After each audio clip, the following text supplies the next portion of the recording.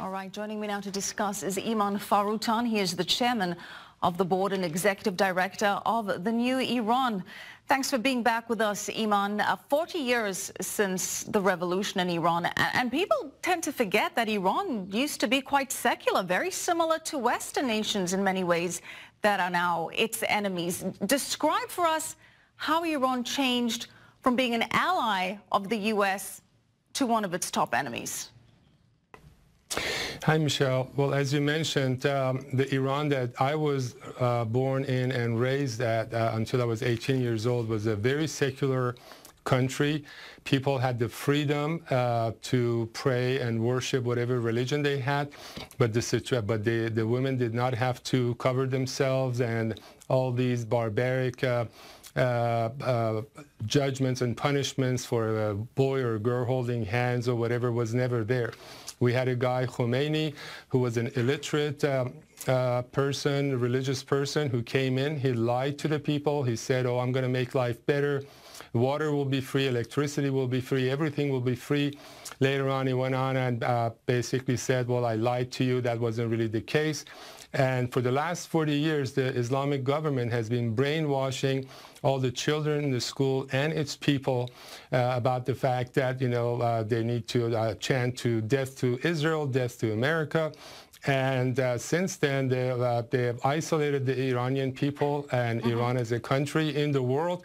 They've been supporting terrorism and basically promoting this type of Islamic government and Islamic beliefs that you see every day. Yeah, they're supporting terrorism. They're chanting death to Israel, death to America. And yet it seems as though the U.S. is still trying to convince the world about the threat of Iran. We have Secretary of State Pompeo trying to get that message across, even with Europe seeing Iran spreading its tentacles to its soil, plotting and executing attacks and killings on European soil, even with Israel demonstrating with evidence that Iran has nuclear archives and atomic warehouses and is developing and testing missiles, even with Iran's very clear support for terrorist proxies. It just doesn't seem as though Europe and other countries regard Iran to be as big of a threat as the U.S., Israel, and the Saudis do. Why is that? Why is there this disconnect?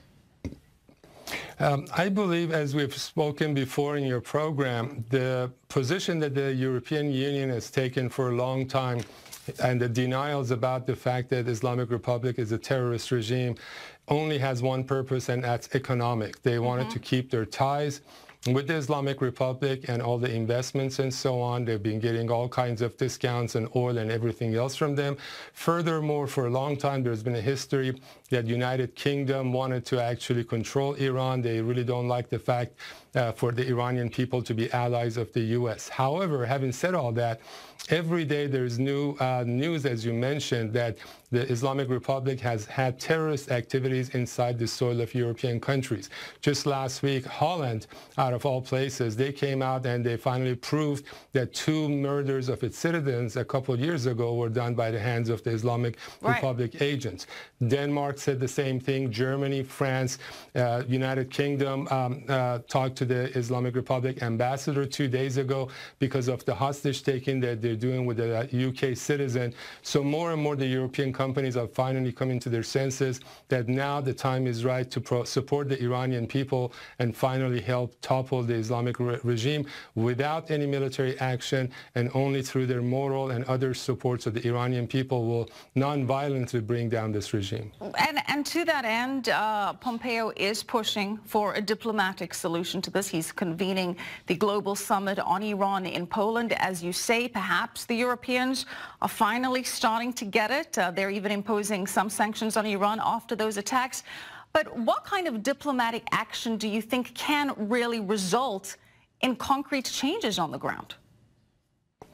Well, so far, as we know, the economic sanctions that U.S. mainly and its allies have been adding to the Islamic regime is really hurting the government. There's all kinds of signs about that I won't go into.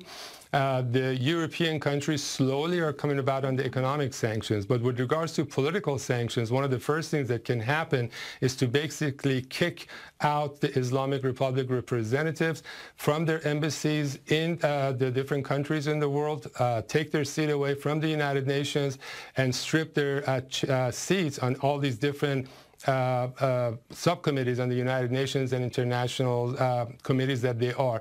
Iran, Islamic Republic, needs to be isolated more and more every day, and we strongly feel that this year in 2019 we'll reach a point that the rulers of Islamic Republic have no choice to either leave Iran peacefully or face basically the people of Iran, that they're going to have an uprising and bring them down.